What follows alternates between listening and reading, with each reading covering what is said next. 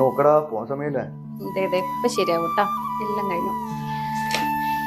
അതെ ഏട്ടാ, നമ്മള് മുത്തശ്ശിക്ക് എവിടുന്നാ കോടി എടുക്കുന്നേ? അത് നമുക്ക് ടൗണിലായിരുന്നു എടുക്കടാ, നല്ല ഏതാ ഷോപ്പ് നോക്കിട്ടെ. മതിയടാ, അതിന് ഓൾറെഡി സുന്ദരിയായിരുന്നു, ഇനി മതി മേക്കപ്പ് ചെയ്ത്. വേഗം വരണേ. ആ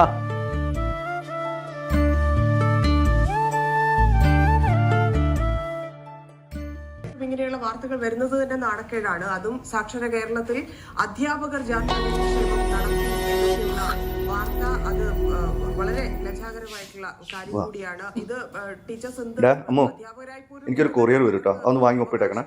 തെളിയിക്കുന്ന തരത്തിലാണ് ഇപ്പോൾ പിന്നെ ഇവിടെ ആരും ഇല്ലാന്ന് വിചാരിച്ചിട്ട് കളി അങ്ങോട്ട് ഓവർ ആക്കണ്ട കേട്ടാ. സംഭവിച്ചത്.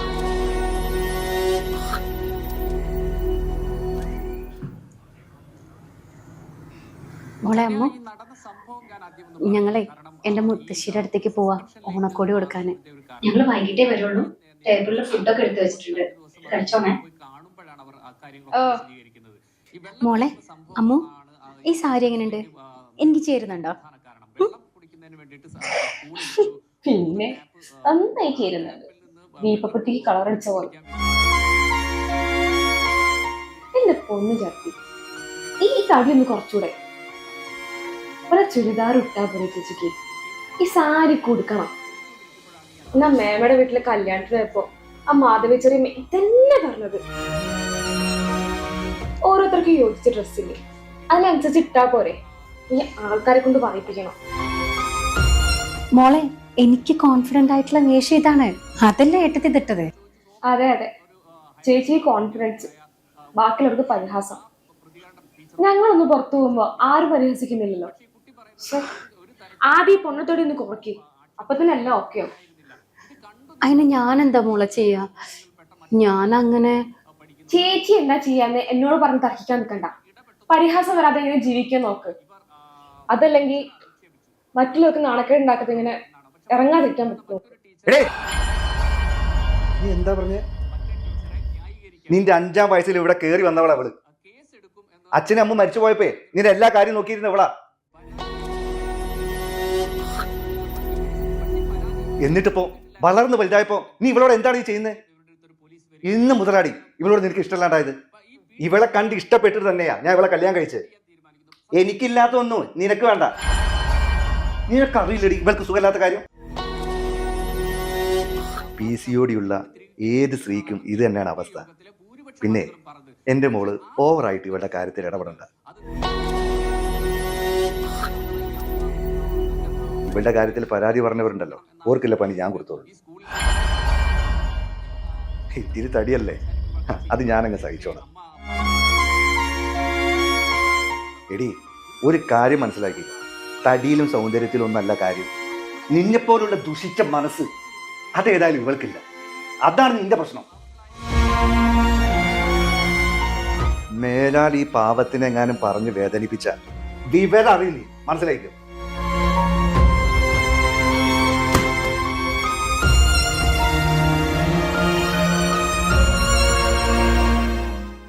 പോട്ടെ, സാരല്ല. നിനക്ക് അമ്മൂമ്മനെ കാണണ്ടേ?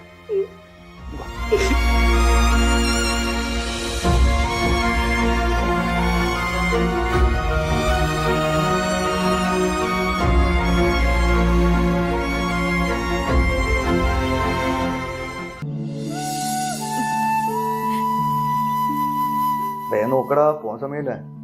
ഇപ്പൊ ശരിയാവും കേട്ടോ, എല്ലാം കഴിഞ്ഞു. അതെ ഏട്ടാ, നമ്മള് മുത്തശ്ശിക്ക് എവിടുന്നാ കോടി എടുക്കുന്നേ? അത് നമുക്ക് ടൗണിലായിരുന്നു എടുക്കടാ, നല്ല ഏതാ ഷോപ്പ് നോക്കിട്ടെ. മതിയടാ, അതിന് ഓൾറെഡി സുന്ദരിയായിരുന്നു, ഇനി മതി മേക്കപ്പ് ചെയ്ത്. വേഗം വരണേ. ആ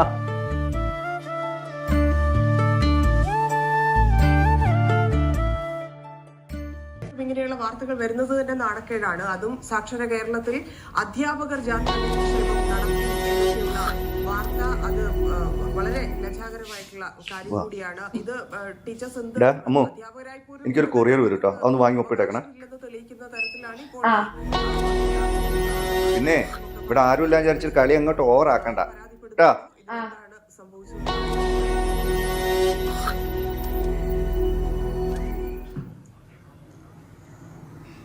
മോളെ അമ്മ, ഞങ്ങളെ എന്റെ മുത്തശ്ശിയുടെ അടുത്തേക്ക് പോവാ ഓണക്കോടി കൊടുക്കാന്. ഞങ്ങൾ വൈകിട്ടേ വരുള്ളൂ. ടേബിളിൽ ഫുഡൊക്കെ എടുത്തു വെച്ചിട്ടുണ്ട്, കഴിച്ചോണേ. മോളെ അമ്മു, ഈ സാരി എങ്ങനെയുണ്ട്? എനിക്ക് ചേരുന്നുണ്ടോ? പിന്നെ നന്നായി ചേരുന്നുണ്ട്. ദീപക്കുട്ടിക്ക് കളർ അടിച്ച പോലെ. എന്റെ പൊന്നു ചേർത്തി, ഈ തടി ഒന്ന് കുറച്ചുകൂടെ. ഒരു ചുരിദാർ ഇട്ടാ പോലെ ചേച്ചിക്ക് ഈ സാരി കൊടുക്കണം. എന്നാ മേമയുടെ വീട്ടിലെ കല്യാണത്തിന് പോയപ്പോ ആ മാധവി ചെറിയ ഇതന്നെ പറഞ്ഞത്.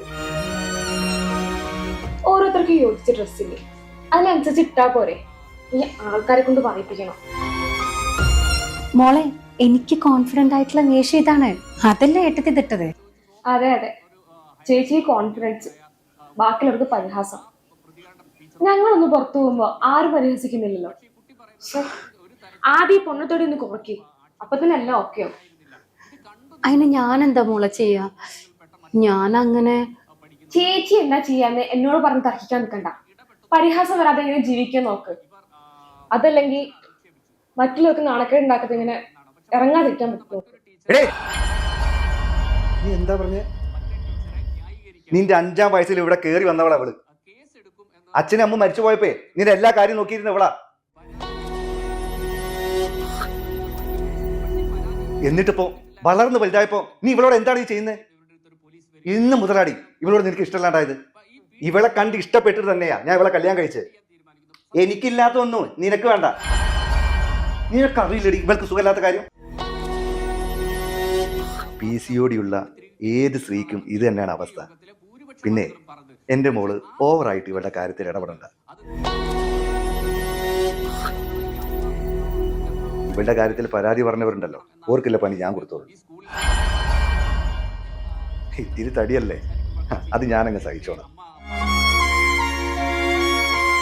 എടി, ഒരു കാര്യം മനസ്സിലാക്കി, തടിയിലും സൗന്ദര്യത്തിലും ഒന്നല്ല കാര്യം. നിന്നെപ്പോലുള്ള ദുഷിച്ച മനസ്സ് അതേതായാലും ഇവൾക്കില്ല. അതാണ് നിന്റെ പ്രശ്നം. മേലാൽ ഈ പാവത്തിനെ എങ്ങാനും പറഞ്ഞ് വേദനിപ്പിച്ച വിവരം അറിയില്ലേ, മനസ്സിലായില്ലോ.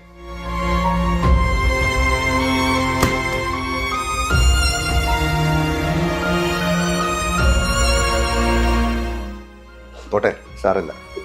നിനക്ക് അമ്മൂമ്മനെ കാണണ്ടേ?